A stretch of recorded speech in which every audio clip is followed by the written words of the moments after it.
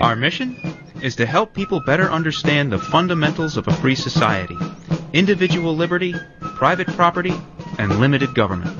Welcome, kindred spirits and listeners of all persuasions, to Common Sense Radio, brought to you by the Ethan Allen Institute, where we explore and examine the important issues facing the people of Vermont, and we do so with policy leaders, government leaders, and every so often a private citizen who stepped into the arena to run for public office.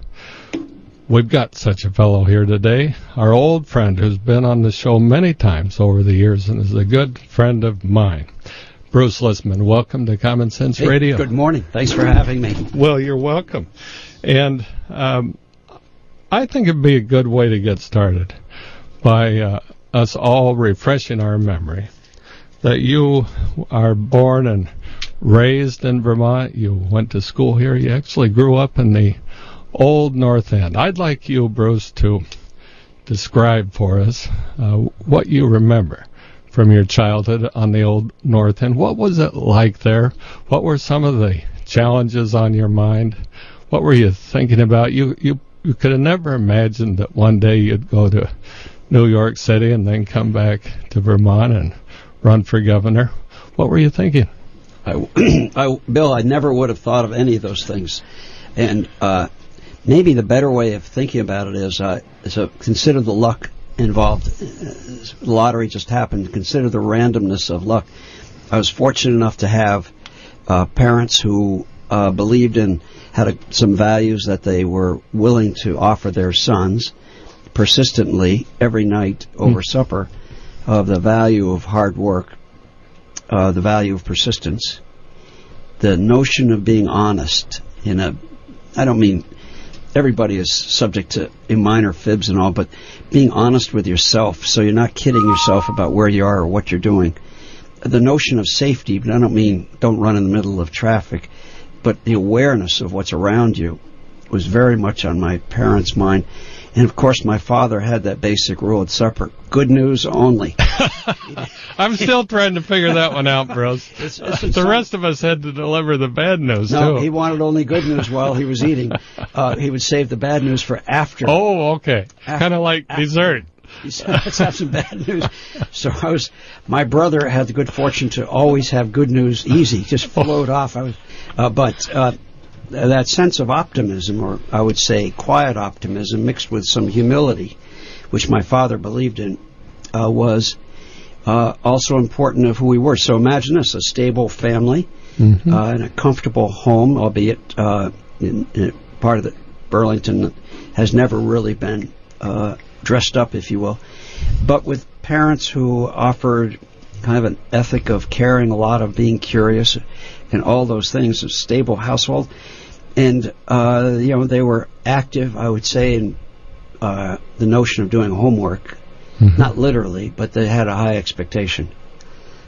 I think it's important because not everybody has a stable household, even in the best neighborhoods in America. That's right. And so they have some challenges to overcome.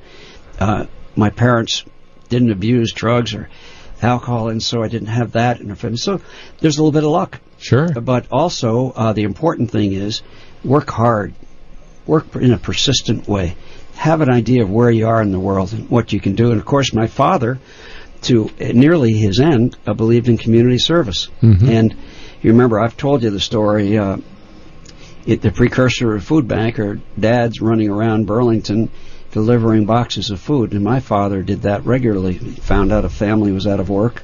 The dad was out of work at the plant or the mill.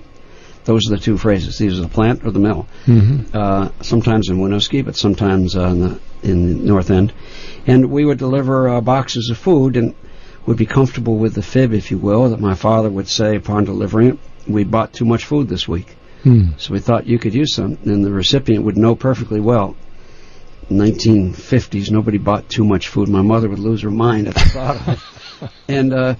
And so, on the other side, the recipient would say, "Oh, good. I mean, so if you have that's great that you thought of us." And it's a genteel way of delivering essential, if you will, food at a time when the state didn't provide food banks and things like that. There wasn't any social service, and you addressed social problems as a community, as part of the community. Yeah, deeply ingrained. And so I've always said, without any kind of research at all, Bill, I think that notion of being caring for our neighbor is deeply ingrained in who we are as Vermonters, whether you've been here your entire life or arrived a week ago.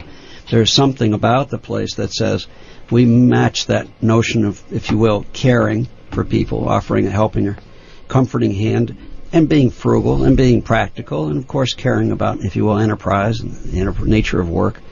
But we uniquely, I think, have that within us. And so what my father and mother both taught my brother and me were, I think, the notion there's room for all those things within us.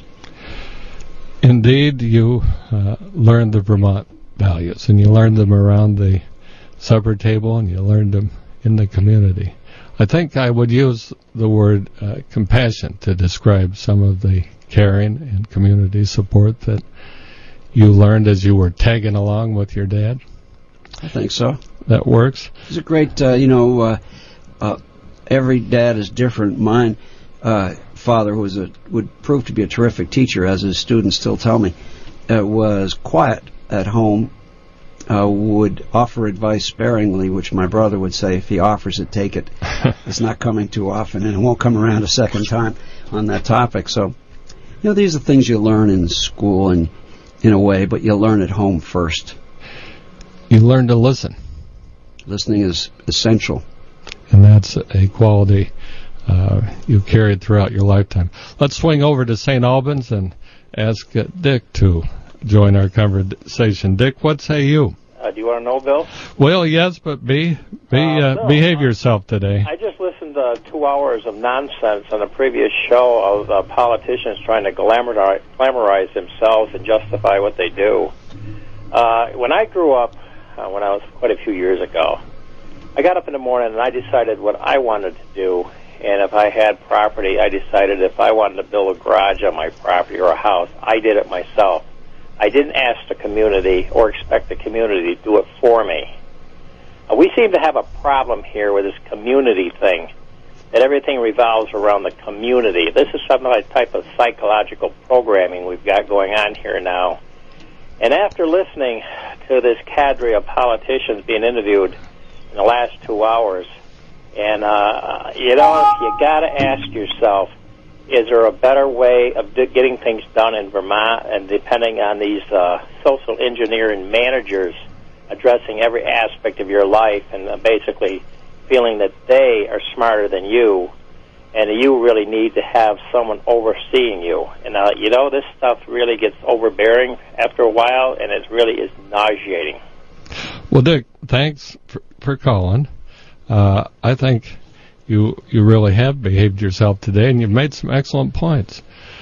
Bruce, when you were young, tagging along with your father, delivering some food you had saved to families in need.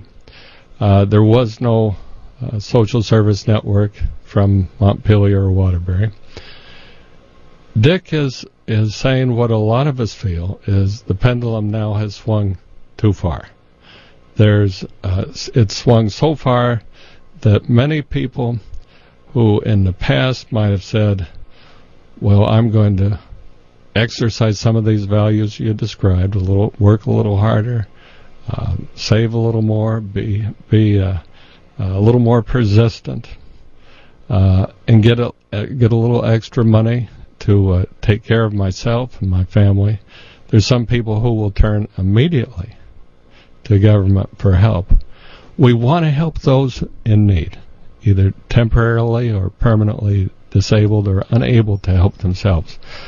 But we don't want to help so much that we stifle their initiative to work and provide for themselves. How do we find that balance? It's a really good question that he asks and that you have shaped. It's let's think of two things. First, it's only natural that people would ask more of their government if there's an expectation the government is there to give it to you. Mm-hmm. And if there's no kind of central theme around it, then we accept the ideas of those who might yell the loudest. So you got an advocate's carnival, if you will.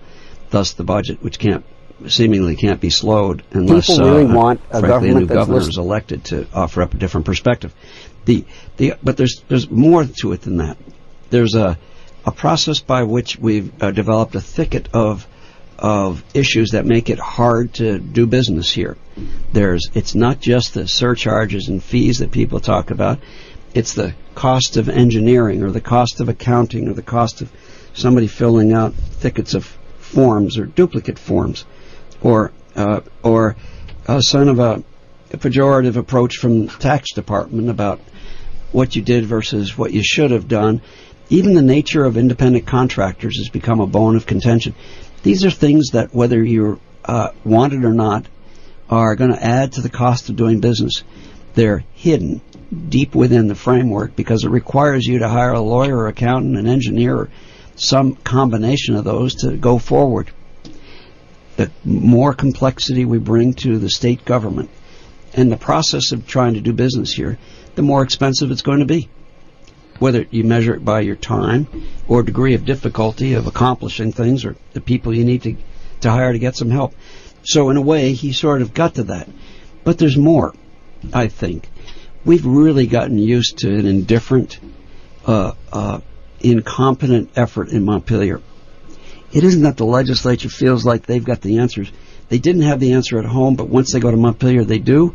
Well, we know people who, once they're elected, think they know more than you and me because somebody elected them. I guess that's worth something. But there's more to this than that. We have gotten used to a government which does not always act in the best interest of the people it's supposed to serve, those who would support or even elect officials at the top of that government. And we've gotten used to, frankly, an incompetent administration. It just seems ordinary to talk about tweaking a lot today. And what we really need, at least start with a competent administration that would re-engage the employees of the state. I know of no one. I mean, I'm sure there are people out there who don't want to do a full day's work or that don't want to be challenged by their work day, but most people want to accomplish things and in their world make the world better. And so we can do that with competent managers, even gifted managers, with a strategic plan. It doesn't have to be 100 pages. It can be 2 pages. Hell, I've seen some of the great companies in the world have a strategic plan that's less than a page long. Gets the essential ingredients. And I think with the right leadership and the right management below that, with a transparent approach to governing, that we'll be better off. And it isn't that we will have a world in which you can do anything you want, but it's a world in which you're operating with context, so you know what you're doing and why you're doing it, and a little bit easier to get it done. And what I think we could do is lower the effective cost of operating here, whether as an individual or as an employer. Bruce Lisman is our guest on Common Sense Radio today. We're learning about his ideas. We're learning about him as a person. We'd be happy to have you join our conversation at 244-1777 or toll-free 877-291-8255. Bruce, before we go to our next caller, I just want to say in words, different words, your idea. You're explaining that most every person in state government wants to do a good job. That's been my experience. Yep, I think that's true. And sometimes they're the most frustrated. They're even more frustrated than the customers, the people who have to apply for the permits. Yep. And you know what? Because this government is talking, this administration is talking about building a new IT system. And trust me, this is a moment where if you did a plebiscite, everybody say, "Don't do it." We've seen your work. Stop right where you are. But leaving that aside, but one reason why we need technology is, first, just at the ground level, those in AHS who are working with families can't see the full panoply of things being offered to families or individuals, or how it's affecting them. So, we need this integrative approach in the, broadly speaking, social services. We need an economic development as well. I don't know how the tax department manages to do everything so efficiently. I don't know how old their system is, but clearly theirs actually works. So these are important. But the other part of it is, tell me a single successful enterprise of any kind, not for profit, schools, you name it, that can actually operate successfully without as much data as they can use, whether it's about the client they serve, in this case Vermonters, That's right. or how it operates or where the money goes or how it's doing. Basic information here. This is an information-free zone in the state. We just don't have enough information about the economy or how the government works. I've been saying this for quite a while. It's a formula for disaster, not having information that you can use to manage both process and people.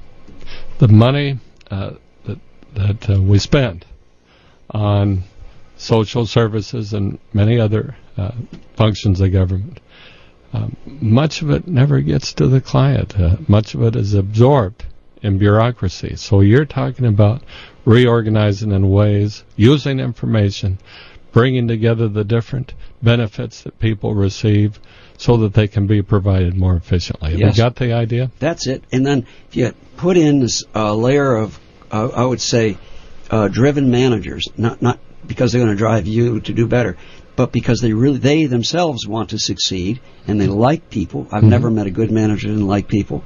And just through, if you will, offering up what we should do and what the advantages of doing it this way, and listening to other people who say, well, on the line, this is how it works best, but maybe we should modify it. People are motivated by working for and working with people who care. And as soon as it seems like they don't care, cynicism grows like a bad disease, and work doesn't get done. I don't know about you. I remember a couple of teachers that changed my life. And we all had them. Yep, everybody has them. I remember people I've worked for that did it in a way that was both enlightened and invigorating. And maybe we need to do that in our state government. Let's try that for a change. Let's give it a try. Yeah, it happens. Say, let's swing over to the next caller in Burlington. Artie, let's turn to Dale. Yes, good morning. Morning, Thank you Dale. for taking my call. Question for Mr. Lisman.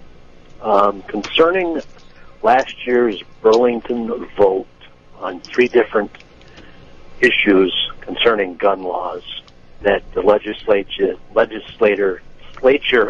did not take up last year, but they are starting to take it up again this year, and I'll use Bruce's words here, they're tweaking it. So they may have a bill down there that wasn't even voted on by the people in Burlington in a way to try to get it constitutionally correct. My question for Bruce is, if they tweak the bill and it somehow passes down there, if elected governor, you would by executive order that those laws reversed. Well, thank you, Dale. Lots of proposals in Vermont's largest city about controlling guns. What are your thoughts on that, Bruce? Yeah, so I've been clear that I think playing around with amendments constitutional amendments is a bad place to begin. So I've said, frankly, pretty straightforward, leave it as is here. And if there are any kind of changes, it's got to be in another place. As governor, I'm not in favor of changing our local law. They've worked pretty well, haven't they, Bruce? I mean, yeah, they have worked pretty well. No system is perfect. No, none is perfect. I think we're always driven on these matters by what we experience around us or what's happening, and we're all trying to do the best we can to make it a better world. I don't happen to think it should that it would be wise to change things in our state. And as we'll swing over to the next call, Dick, this one's for you.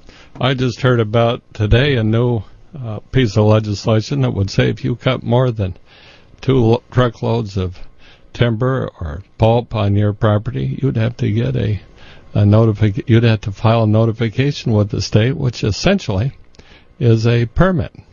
How about that for a new burden on the landowner and the industry? Has that just happened? No, it's proposed. And we'll talk about that. Will it cost money and take time? Yeah, well, definitely, because there will be high compliance costs, high enforcement costs, high monitoring costs. Well, wait a minute. Then I think we should have a certificate or license for anybody who's on the radio. $15, sir. Yes, but the same idea. First, you have to pass a state mandated test, which will take you quite a while. I'll never be back again, and maybe some people will be happy about that. Wait a minute. So based on what we're wearing, which happens to be plaid, we have our plaid shirts on. I like yours very much. I had a feeling you were going plaid today, and so did I. So maybe we should have a license to be allowed out of the house wearing this combination. Too many licenses. They want to license foresters. Yeah. It's just the legislature's out of control. They don't understand how these new regulations impose costs, and as you explained, Bruce, complexity and cumberness for people to do their work. Yeah. Each legislator, each legislature imagines that tweak or that thing is going to make somehow the world better or the problem they're trying to solve cured. Oftentimes the consequence of that is greater than the value that you think you create. I'd say take a break here and don't do that. Sounds good to me. Or maybe we should have a license for being a legislator or a governor. You got to go to night school to be a governor. Sounds good to me. Let's already swing over to Essex and ask Dan to join us. Dan, what say you? Bill, Happy New Year. It's Dan Feliciano. Oh, Dan, good to hear your voice. My question is for Mr. Lisman. Bruce, you've had an opportunity to swing about the state, and I know there's still issues that are surfacing themselves, but so far, what would you consider the top 2 or 3 things that need to be addressed by the next governor? Dan, thanks so much for the question. First, I've been traveling the state for 6 years or more, pre-campaign for Vermont. As I once detailed with you, Bill, my long journey around the state in that car that practically fell into dust. You got a lot of good miles out of that car. It was a wonderful car when I started. 500 people later, it was a pile of metal.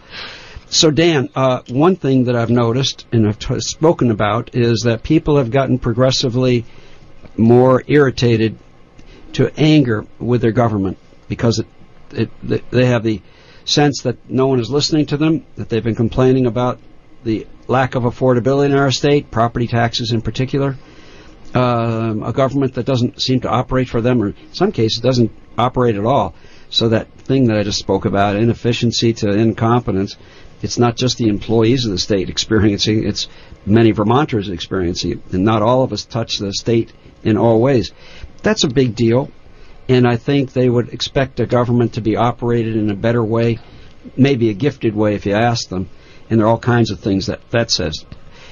The other part is, which I've been saying for the last really 6 months, but more so every minute, I think it's true, that around us, not in Montpelier, not in the legislature, not in the governor's office, there's a coalition that's formed up. And Dan, it's really quite interesting. Because this is without organization, without some center to it, that people are really getting behind the notion of we need a stronger economy. If you live in an area outside of Chittenden County, you experience it because you see the housing stock is deteriorated, or in some cases, houses are for sale, and too many of them are for sale. Or that downtown area that was once busy is quiet today.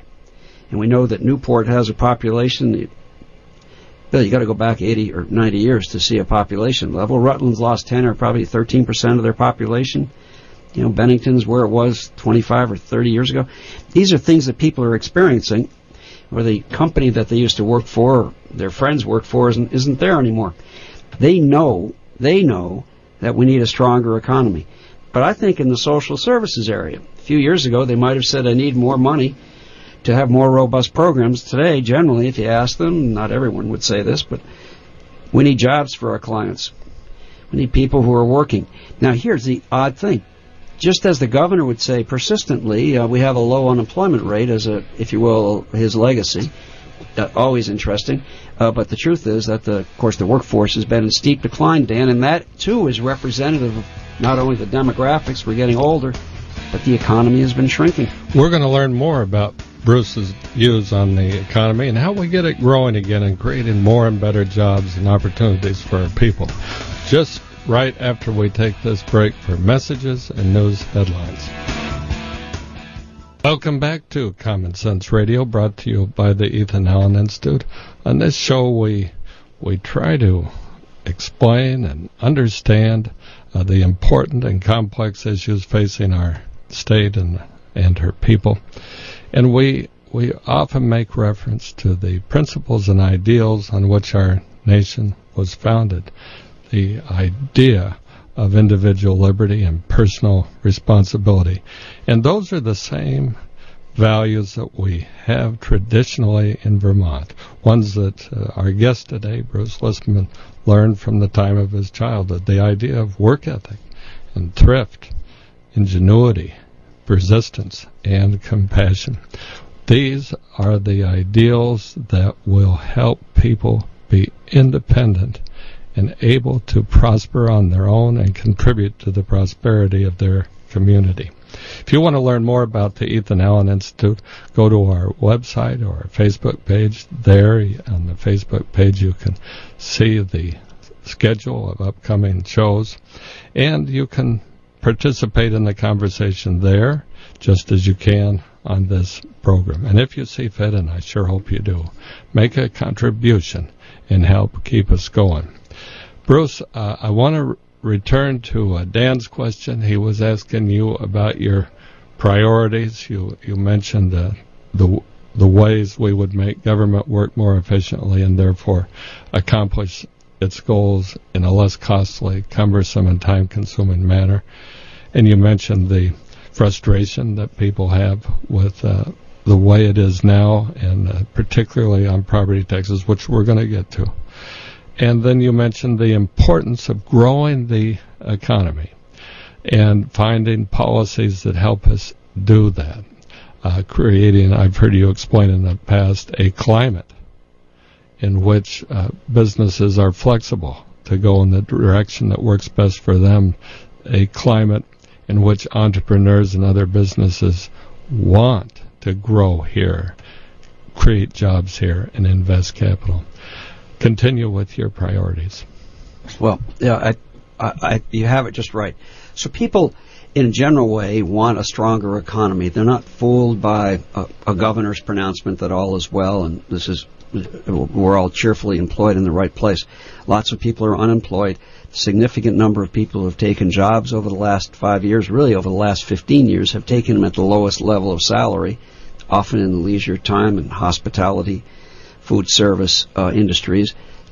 There's nothing wrong with that. There's plenty of dignity in working, but that's one reason why, not just here, but lots of places in the country, incomes in the household have not grown by much, even as employment has grown and unemployment shrunk elsewhere and here. So here, of course, we've got a declining workforce. I think we ought to focus on the economy.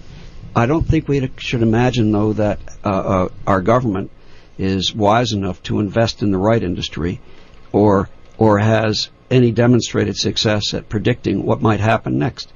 The last 10 years are proof enough that it's very hard to predict what's about to happen or the big themes that are going to drive our economy. In fact, I know very few people who would have guessed but one of these things, if any. And every day there's evidence that the world around us is also unpredictable, but a little more hostile, feels a little more difficult. That said, so we should do a couple of things for our economy. First, a government that works better would build that public-private trust. That's really essential. Second, we don't know our large employers very well, whether they're based here or in another state or in another country. And building a relationship is a heck of a lot better than giving them $500,000. So only do that if we're absolutely have to. But first, let's build a relationship so we're never, ever surprised by an entity or a plant or company leaving here. Because we can solve problems if we learn them early. And so if you and I build a relationship and you finally say, you know what, the cost of employing people is too high, I need solutions, then we can start working on them. Another thing we can do is focus on 42,000 college kids here. They're here. They're here for 4 to 6 years. Not just UVM, not just Champlain College, but 21 other schools. UVM places roughly 43% of their graduating class in Vermont, and don't forget there are 35,000 UVM alums, including me, in the state. And also, Champlain College placed almost 50% of their graduating class. That's good.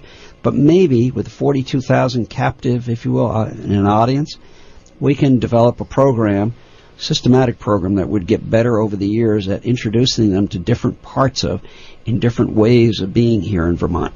Some small percentage of them are going to open a business. Mm-hmm. They don't want a boss, and they got a great idea, a new way to have a bottle cap or whatever, and we want them to do it right here. And speaking of UVM, of course, they have a fantastic effort that transfers great ideas into commercial property, intellectual property, and from their revenues. They've 21 companies have been created with ideas generated there. I think they should modify their effort, get grants from the state, and begin to show up at hospitals and other college campuses, because intellect and curiosity lives there. These are like basic things that we could do without having to change the tax code, just to get our economy understood better. And we need vast amounts of data. So the town of Shelburne, for example, not only has a map that would show where the small businesses are, but they have a survey that went out to ask small businesses who they are, what they need, what their challenges are, and how can things be better. And that gives you a pathway, if you will, a well-lit path toward a conversation about making this a place for small business. Sure, most of them are going to stay this size, but we want them to stay some size. But some small percentage of them are going to explode into lots of employees with lots of patents and lots of energy. Dealer.com was small, and now it was bigger. You know, there are so many other. Green Mountain Coffee was tiny at one point. Now so big, they're largely in another state, I guess. But these things, that's a normal progression. Right. I want to keep the entrepreneur and the innovator right here. Mm-hmm. That's how we grow. Entrepreneurship, innovation. We've got Bruce Lisman joining us today on Common Sense Radio. We're talking about his ideas, and we're talking about his life. We'd be happy to have you join. I'll bet you've got some questions for Bruce as he campaigns. He knows he's going to get a lot of questions, and we're open to them today. 244-1777 or toll free 877-291-8255. Well, Bruce, I want to continue with the story when you grew born and raised in the old North End. Kind of it was middle class, of course, but it was tough. It was not easy. It was not a life of luxury, and you worked your way through it. But you had good parents. That was lucky, and you had mighty good dinner table conversations. Yep, great uncles and aunts and grandparents, all of whom were very much a part of my. We call it ecosystem. Sounds so clinical, but my life was tied up with them. And you know how selfish we are as kids, little kids that think the world revolves around them. Sure. Well, sometimes I actually felt that way. Well, so whether I was sitting on the porch with my grandmother playing a simple game of cards, and she would be waiting patiently for me to finally say what was on my mind, or talking with my grandfather about issues that mattered to him. Now, these just good things, but also learning things makes for a stable environment. I think it sets you loose to do what you want to do. Not everybody has it. Not then and not today. And so these are really, really important things. I should say, after we left the North End and moved to what was then the new South End, the road had just been cut in. Lots and lots of kids would eventually emerge in that neighborhood. I returned to my grandparents regularly. One, of course, had out where Susie Wilson Road is, had a slaughterhouse and a small farm with cows and turkeys. Today we're asking people to do that, but back then I don't know what people felt about it. Like they depressed cows to me. And so he did that. And so that was one end of North Willard Street, and the other, nearly at the other end, was my other grandfather and grandmother. I could go back and forth. That's right. Another time I'll tell you about when my father dropped me off to mow what was a tiny little lawn. It was I'm not kidding. He wanted to keep you working. It took the better part of 6 hours to finally accomplish that because I had so many other things to do inside with my grandparents. So my grandfather once said during that time, said, "You know what you need is a plan." Well, there you see, that was good advice and a good extended family, a community. And so you went to UVM and graduated from there, and then you headed for New York, and you took your values well, and your ideas. Well, first I had to stop with basic training in the Army Reserves. Well, you better tell me about that. That's how I ended up in New York, having gotten released from the Army. I would say call it Thanksgiving Eve or something really hard day to travel. In fact, I couldn't travel and would end up in New York for a little bit and got a tour, took a Gray Line tour at my father's suggestion. His notion was I'd probably never get there again, and I should see it while I could. Yeah. It was good advice. I did see it, but I also got a job as a file clerk. And, these jobs today probably don't exist because I told you this. If there were OSHA back then, I could have filed because my fingers always had these paper cuts. There was a vast amount. I was filing green and green, red and red, yellow and yellow, and my boss would say to me, "You're not very good at this." I mean, really, you have a college education, you can't get the colors right. And really, he liked me and I liked him, but he if I wanted to keep my job for a second year, he gave me a pay cut. And really, his better advice was, let's find you a better job where your skills would be more apt. And the truth was, I was reading all the stuff that I was filing, and it was very instructive. And I learned that's probably why you were so slow. I was. You were reading everything. I was actually reading. But then it's kind of indifferent. After a while, you're filing. You kind of lose your concentration. Sure. Yes, that wasn't my fault. So, but he was a good man and a very sensible man. He saw that I had more potential than that and angled me toward something else.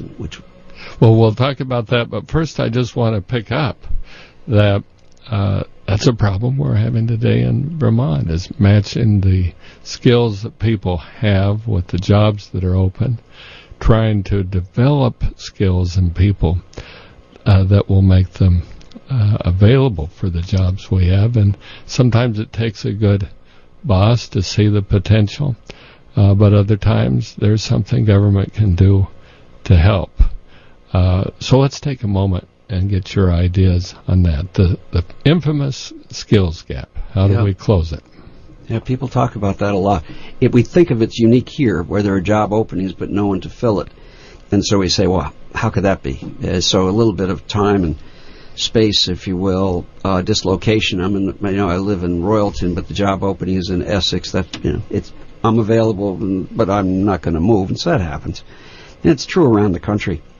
I think, but there's more to this than that. We have thanks to Art Wolf, his editorial some weeks ago, we now know that we have such a high percentage of young men and women, presumably more men than women, on disability. These are 25-year-olds to 35 or 40-year-olds, so some large percentage of our population is out of action. And, of course, we have people who don't have the skills matched up with how things change.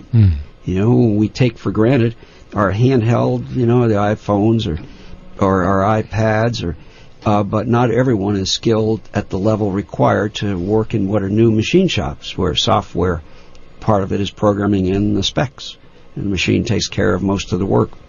And that's where we have workforce development programs. I might add, all those trade agreements that America has signed were probably good for globalization and trade, but bad for jobs that were local here. And what they never thought of, starting in the Clinton administration going forward, were the loss of those kind of skilled jobs. And I'm not talking about call centers alone, but, that person in Manila was answering your question about your credit card. So I don't mean that, but I mean job losses that were displaced. And as a policy in America, we didn't have that. We didn't think about the consequence, but it's not too late. But the problem we have in our state is we have 170 workforce development programs scattered across everywhere. There is a champion. It's basically located or co-located in Department of Labor, but it really needs to be managed in a different way. So there's a suite of products. There's probably no more than 2 or 3 in real life. I'm sure there's some others. But normally these things work as 2, 3, maybe 5. Maybe we ought to manage them differently, and we ought to have a universal budget for what it costs, but we ought to be able to measure the results. They use a lot of outside contractors, private agencies, and a lot of them do great work, but we need to be able to measure it. So other states have come up with different things. You're in the wood products area, and I know a state that once had a program of developing more of them because a company was moving in, and they literally needed more people in that field, and they committed publicly, you could go on their website and see it, to train 750 people for the wood products area, which they got close to. And the next year you saw the need was down to 200. Obviously they had filled the need for whatever company was coming. These are things we have to be able to say and do, even if it's mostly internal, but we need to tell people how it works. So you're in the best workforce development program we can possibly create, and that's how you feel that it's going to do the right thing for you. That's a way to start closing that gap. And the better the programs we have here, the more people will want to be a part of them. Maybe some will get off that disabled list, if you will, but others, I think, might come from another state, hearing that we have the jobs program that would change your life. Mm-hmm. Optimism and persistence and creating opportunity. Let's swing back to New York. We're visiting today with Bruce Lisman, candidate for governor and old friend of ours here on this show for many years. We're happy to take your calls at 244-1777 or toll-free 877-291-8255. So you had another break, you had a good boss, but you were exercising some of those Vermont values, that persistence. You were reading what you were filing, you were learning, and you got a chance at another job. Tell us more. I got multiple chances because I found myself in a position of being semi-floating, if you will, helping out different departments in a very low-keyed, low-level job, and working hard and not making too many mistakes and not tripping over what other people were doing. Impressed enough people that I would get multiple opportunities, and so I began moving up from producing to in some product areas, and lucky enough to be named head of a department at a young age. At 35, I was running a group of, probably 100 people or so. It's a third of them, senior, certainly older than me, with no training, I might add. There's no, just like a baby arrives unclothed and not trained, unlike our dogs who are sometimes trained. Sometimes. That's right. Occasionally it happens. I was made a manager because my skill was that I liked to talk to people about what they were doing, even if they didn't work for me. And I had a lot of ideas how we could do things better, but I had no skills, and I was lucky enough to have a fellow who would be my counselor, if you will, who worked in my company, who offered advice, sometimes unwanted, but always appreciated, and began to learn how to manage and work with people, listen to them really carefully. If you listen long enough, they're going to tell you the answer to the very problem they pose. And, you get funny things along the way. I would tell you once that a fellow said to me, I'd known him for years, but I was brand new as manager, and he said, for all the reasons we've talked about, I'm leaving. Which was that? The last time we talked, we had dinner together. Talking about a vacation. Well, you get over those things, and he stayed. But progressed along, and then given the opportunity to take over what would be a very small, very poorly managed equity business, stocks, just stocks. That's all we did. We just sold only to institutions, no individuals. And I took hold of it, and with the help again of others, Bill, I began to recast it. Now, nothing is easy. I was appointed head, but within a week, because the fellows who were going to work for me didn't want to work for somebody, it turned out. Any stranger was definitely a person you don't want to deal with. And my boss said, well, good luck to you. Too bad. You had a week. Well, anyway, so I did reorganize the business. I brought in and promoted lots of people from within who I thought were better managers or better producers. I started adding compliance people and lawyers and people who could create data that we could understand how we were doing business and why and with whom, and then began hiring people to expand our business. So over time, I grew it from a $100 million business, probably less, to a $2.5 billion business, nearly. One business that couldn't make money to one that largely did. And our only product really was great service. We wanted to literally surprise people every day by how well we could service them and anticipate their needs.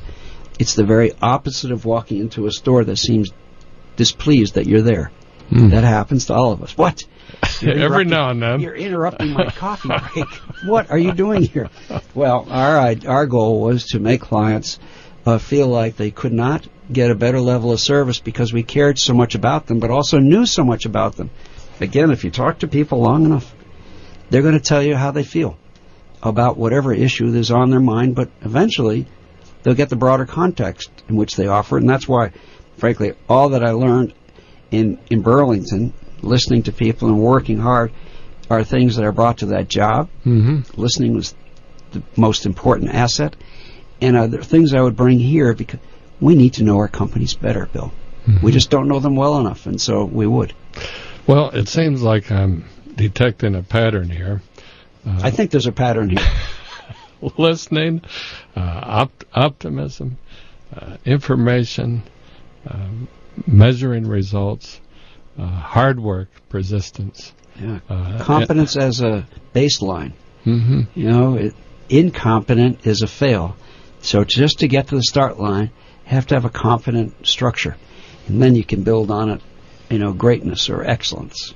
So combining what you learned in Vermont with what you learned on the job in New York, you built this particular enterprise from $100 million to $2.5 billion. And how many people? 100 people to 2,300 people or so, with another 1,000 in support. So along the way, so those 1,000 were operations people, but more interesting were oftentimes people who worked on technology products, dedicated to our effort, but really didn't matter. They worked for me. And it took a while to figure out, as technology evolved, we went from mechanical to something looking more like the kind of stuff we use in an ordinary sense today, more sophisticated. The nature of what technology could do for us changed as well. It would never eliminate jobs. It would just simply make the jobs more sophisticated, different, and more focused, and with more information to understand client or product better. And so one thing I could tell you is, I just had this conversation the other day with somebody who wanted to know what I was qualified to do related to technology. Well, I never wrote code, but I oversaw the development of small, elegant IT projects, which I believe Healthcare Connect should have been, something that's just an absolute catastrophe, an absolute disgrace, to stronger backbone type things that would take multiple years to build, with armies of people ultimately working on it. But I have to tell you that I involved legal and compliance, accounting people, producers, but other people who would be able to see it so that it was a safe platform, not just secure. Frankly, we didn't think about all those people hacking us from faraway countries we'd never heard of. I didn't know Kazakhstan would be a capital of hackers. But in terms of having flexibility and functionality, durability, and the ability to build on top of it as new technology emerged, new applications. It's not easy, but I did it for years with what I think was pretty good success. So you came to a point, we're almost out of time, Bruce. It ran out. We should just continue on for another hour or two. That's right. They probably, two guys the news guys might not like that. But what I'm trying to be sure I understand is that you then came to a point where you retired. And I think to myself sometimes, you could have retired any place. You certainly could have retired to some places with a lot less in tax burden. But you chose Vermont to come back here and help make the state a better place for its people. and its businesses more competitive with more opportunity, higher standards of living, and better quality of life. That's what you aim to do. That couldn't be better. That's a Vermont life description. Well, I happen to love our state. I never, ever left and continued to commute here off and on in boards and community service opportunities. Late in life, my mother said she only wanted to be in Vermont even after she was in Vermont, and I would carefully explain, look out the window again. You'll see Vermont. Bruce Lisman, thanks so much for being with us today. Thanks for having me. Let's do it again. You bet. Hockey Conference.